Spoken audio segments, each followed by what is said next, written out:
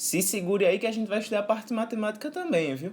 Fica aqui agora para entender de vez a interferência de ondas com Sukito.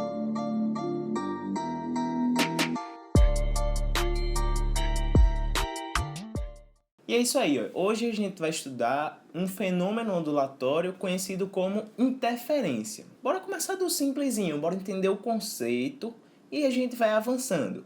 Hoje a gente vai entender de vez isso daqui, então bora começar logo. A interferência, coloquei até aqui pulsos de ondas em cordas. Então, a interferência a gente pode dividir em interferência construtiva e interferência destrutiva. Bora analisar aqui primeiramente a interferência construtiva. Digamos que eu tenho um pulso de onda aqui, ó. Quem é esse cara aqui? O nome desse cara é amplitude, ó. Essa distânciazinha aqui, ó, é amplitude. Digamos que eu tenho aqui uma onda com amplitude 2 e uma onda aqui com amplitude 7. O que é que acontece, ó? Esse pulso está com a velocidade para cá e esse está com outra velocidade para cá, ó. Eles vão se cruzar em algum momento. Acontece que na hora que esses pulsos se cruzam, eles sofrem uma interferência. O que é que acontece? Eles constroem juntos um pulso resultante, pelo menos naquele momento da interferência, que vai valer quanto aqui, ó? 9. É mais ou menos isso que acontece. Só que aí, veja que interessante. Esse cara tá passando, né? E eles vão se cruzar. Eles se cruzam juntos e depois eles se separam como se nada tivesse acontecido. Para cá vai continuar o pulso de 2 e para cá vai continuar o pulso de 7. Então a interferência ocorreu nesse ponto aqui, só que depois eles passaram e seguiram cada um a sua vida. E aí a gente analisou a interferência construtiva e agora chegou a hora da interferência destrutiva. Então bora lá, ó, na mesma lógica. Só que agora o que é que acontece, ó? Eu tenho um pulso viajando aqui para a direita com a velocidade v e outro pulso viajando com outra certa velocidade v' aqui para a esquerda agora. Digamos que esse pulso, então, tem uma amplitude de 7 e esse daqui uma amplitude de 2. O que é que vai acontecer? Na hora que eles se cruzarem, ocorrerá uma interferência. Então, nessa interferência agora, pela lógica, eles vão se diminuir, ó.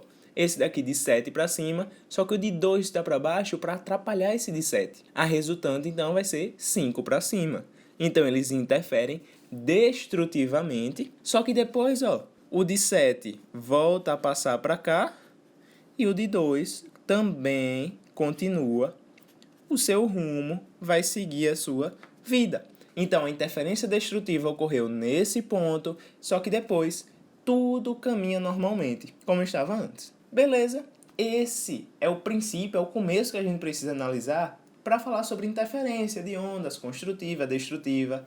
Só que agora a gente vai começar a entrar em umas questões um pouco mais avançadas, umas questões um pouco mais sólidas, que falam de fontes de sonoras e se elas vão interferir entre si construtiva ou destrutivamente em um certo ponto. E para isso a gente vai ter que analisar também os comprimentos de onda e as distâncias, cada um estão do determinado ponto. Então, antes, bora analisar uma coisinha sobre aqui as fontes. Eu tenho fontes, por exemplo, duas fontes sonoras, ó. Uma fonte sonora aqui e uma fonte sonora aqui, beleza? Elas estão emitindo ondas. E aí a gente pode dizer que elas podem estar em fase ou em oposição de fase. O que seria uma onda em fase, ó? Digamos que essa primeira começou a lançar uma onda dessa forma. Já a segunda fonte começou a lançar uma onda desse mesmo jeito também, ó. Veja que a primeira começa com um pulso lá para cima e a outra começa com um pulso lá para cima, né, ó, com a crista. Então a fonte 1 e a fonte 2, dizemos que elas estão em fase. Já se ocorre o contrário, ou seja, uma das fontes começam a lançar pulsos de onda nesse sentido e no mesmo momento a outra começa com a onda no sentido contrário, olha o que acontece. Elas estão em oposição de fase. Enquanto essa começa aqui pela crista, essa começa pelo vale. Então é esse o conceito que a gente tem que ter de fontes em fase e em oposição de fase. Ou seja, em fase as duas começam ou com esse morrinho aqui para cima, ou com o morrinho para baixo, as duas juntas. Na oposição de fase, fontes F1 e F2, uma começa com o morrinho para cima e a outra começa com o morrinho para baixo. Beleza? Entendido? Então agora bora começar a ver. Vou mostrar direto, não vou dizer de onde vem e não vamos gastar tempo com isso. Eu vou te mostrar como é o procedimento. Procedimento para resolver questões de interferência e logo depois a gente vai fazer uma questãozinha, beleza? Então bora lá. Primeiro, para começar, a conta já começa boa. Por quê? A gente vai analisar sempre se, aqui nesse ponto A, por exemplo, vai ocorrer uma interferência construtiva ou destrutiva. Eu tenho aqui duas fontes, fonte X e fonte Y, e eu tenho aqui representada as distâncias dy, da fonte Y até o ponto A, e dx, da fonte X até o ponto A. Beleza? Acontece que a questão vai me dizer, as duas fontes estão em fase. Então isso eu já tenho garantido, isso eu tenho certeza. E outra coisa que a gente vai analisar e vai assumir é que as duas ondas vão ter o mesmo comprimento de onda. Ou seja, tem o mesmo comprimento de onda e viajam no mesmo meio, possuem a mesma velocidade. E se V é igual a lambda F, eles vão ter o mesmo lambda, a mesma velocidade e a mesma frequência. Então as fontes vão emitir ondas iguais, praticamente. Beleza? Então, mesmo lambda, mesmo lambda. Então a questão ou vai fornecer ou vai perguntar alguma coisa relacionada a esse cara. Mas o que é que a gente precisa saber? Para duas fontes em fase, como é que eu sei se a interferência vai ser construtiva ou destrutiva? Eu vou pegar a distância dx e a distância dy e eu vou diminuir uma pela outra. Eu coloquei o módulo aqui porque não me importa se o sinal vai dar positivo ou negativo. Eu diminuo uma pela outra e pego sempre o sinal positivo. E aí eu vou verificar, dx menos dy. Se esse cara, dx menos dy, der um número 2n multiplicado ao lambda sobre 2, ou seja, quem é 2n? 2n é a forma matemática da gente chamar um número par. E 2n mais 1 é a forma matemática de chamar um número ímpar. Como assim? Para cada n que a gente bota aqui, sempre 2n vai ser par. Veja, para n igual a 0, 2 vezes 0, 0, 0 é par. Para n igual a 1, 2 vezes 1, 2, 2 é par. Para n igual a 2, 2 vezes 2, 4, 4 é par. Para n igual a 3, 2 vezes 3, 6, 6 é par. E veja que 2n mais 1 sempre é ímpar para todo n inteiro. 2 vezes 0, 0, mais 1, 1, é ímpar. 2 vezes 1, 2, mais 1, 3, 3 é ímpar. 2 vezes 2, 4, mais 1, 5, 5 é ímpar. Então, o que é que eu estou dizendo aqui? Se eu fizer dx menos dy, então eu achei lá, dx menos dy é tal valor. Se esse valor for o lambda sobre 2 vezes um número par, a interferência será construtiva. Se for lambda sobre 2 vezes um número ímpar, vai ser uma interferência destrutiva. Isso se elas estiverem em fase. Por exemplo, bora dar valores aqui para a gente entender de vez. Digamos que dx seja 10 metros e dy seja 6 metros. Então, dx e dy.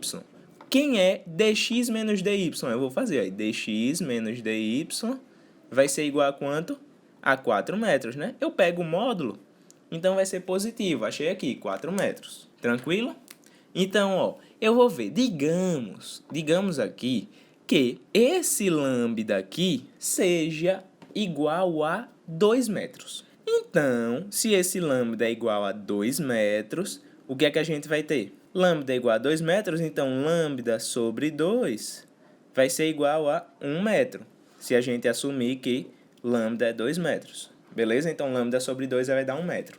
Então a gente vai testar, dx menos dy, que é o 4, vai ser igual a um número, que eu não sei qual é, vai ser um número k, vezes 1 metro. Não é isso? Vai ser o dx menos dy vai ser igual a esse número k vezes o lambda sobre 2.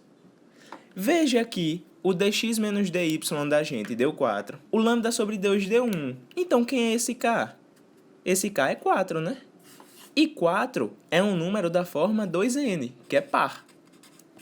Não é?